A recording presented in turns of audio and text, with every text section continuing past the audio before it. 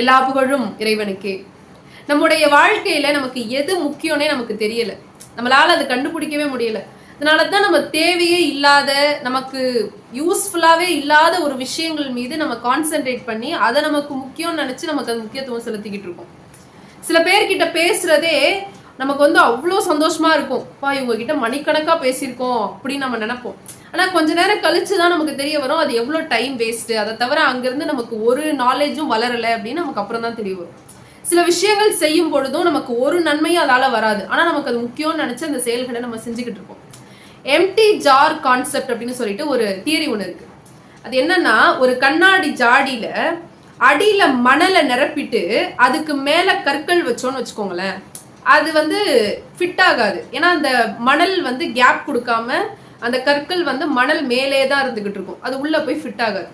ஆனால் இது அப்படியே உள்டாவா போட்டு பாருங்களேன்.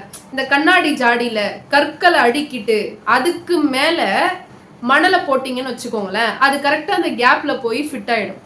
அப்படித்தான் நம்முடைய வாழ்க்கையுமே நம்ம தேர்ந்தெடுக்கணும்.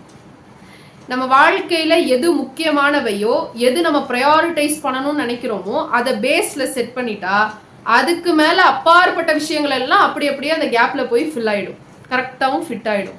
அதனால வாழ்க்கையில நம்ம எதுக்கு முக்கியத்துவம் கொடுக்கணும் அப்படிங்கறத தெரிஞ்சுக்கிட்டு அதை நோக்கி பயணிச்சா கண்டிப்பாக மற்றவைகள் எல்லாம் தானாக நம்ம சேரும். நன்றி.